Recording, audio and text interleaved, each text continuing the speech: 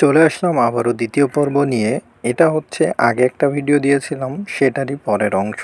সেটা হচ্ছে যে বাংলাদেশের সবথেকে বড় মৎস্য হ্যাচারি কোটচাঁদপুর প্রজেক্ট, সেই প্রজেক্টের দ্বিতীয় অংশটা নিয়ে এসেছি। বন্ধুরা মিলে ঘুরতে গিয়েছিলাম, সেটাই এখন আপনাদের মাঝে তুলে ধরবো। যে যার যার মতো বাইকে আমরা তিনজন, তিনটা বাইক নিয়ে গেছিলাম এবং সাথে দুইজন বন্ধু ছিল, মোট 5 জন আমরা ঘুরতে গেছিলাম। আমিও আছি অবশ্য সামনে। তো যাই হোক, মোটামুটি আমাদের এই বিকালটা খুবই ভালো কাটলো, কেননা ঘুরে বেড়ানোর মধ্যে এক অন্যরকম অনুভূতি থাকে। আসলে মন খারাপ থাকলেও ঘুরে বেড়ালে সব কিছুই ভালো লাগে। তার জন্য আমরা আসলে মাঝে মাঝে ঘুরতে যাই। তা এই দিনটা ছিল আমাদের প্রজেক্ট। প্রথম ভিডিওতে আপনারা দেখেছেন এর সৌন্দর্য এবং অপোজিটে যে লেক ছিল, সে লেকটা আসলে বর্ষার সময় আসলে লেকটা খুবই সুন্দর লাগে। সেখানে বৃষ্টিতে একেবারে একটা থমথমে অবস্থা থাকে। যেহেতু আমরা শীত শেষের অংশে এসেছি, সেখানে তেমন পাইনি, পানি শুকিয়ে গেছে, যার কারণে পাড়টা আরও নিচু হয়ে গেছে, এজন্য হয়নি। তবে আমরা এখন চলে যাচ্ছি, ব্যাক চলে যাচ্ছি।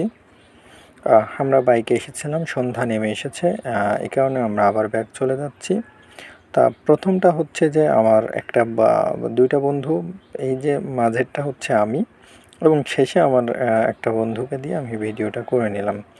তো এখানে অনেকেই ঘুরতে আসে, তবে এইখানে সবথেকে যে খারাপ দিক সেটা হচ্ছে এখানে প্রবেশ করা এবং বাইর হওয়ার যে রাস্তাটা, এটা একই রাস্তা এবং এই রাস্তাটার অবস্থা খুবই খারাপ, যার মধ্যে দিয়ে বাইকটা আসলেই পরিচালনা করা খুবই কঠিন। একটু 19-20 হলেই পড়ে যেতে হবে, কেননা এই যে পিচ রাস্তার যে আলগা খোয়াগুলো সেগুলো কিন্তু উঠে আছে। এগুলো আসলে বাইকে খুব স্লিপ কাটে, যার জন্য আর কি এই যে কিছু কিছু মানুষ তার মাঝেও জোরে চালিয়ে চলে যাচ্ছে এবং আমাদেরকে দোলা দিয়ে চলে যাচ্ছে।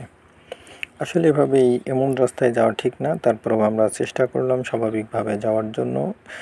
বাইকে যেহেতু রানিং এবং রোডের অবস্থাটা ভালো না, এই কারণে ভিডিওটা একটু কাঁপছে।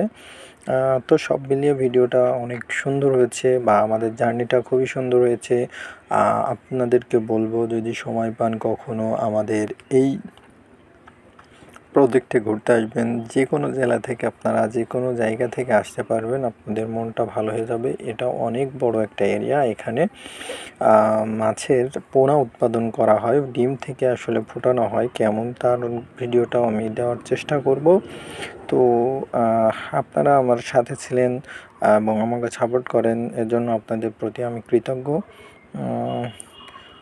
যদি ভিডিওটা ভালো লাগে অবশ্যই ভিডিওটা সম্পূর্ণ দেখবেন, একটা গঠনমূলক কমেন্ট করবেন, প্রয়োজন যদি পারেন তাহলে ভিডিওটা একটু শেয়ার করার জন্য অনুরোধ করব। ধন্যবাদ সকলকে। আবারও দেখা হবে পরবর্তীতে কোনো এক ভালো ভিডিওতে, অনেকটা জায়গা নিয়ে। ততদিন ভালো থাকবেন, সুস্থ থাকবেন। আল্লাহ হাফেজ।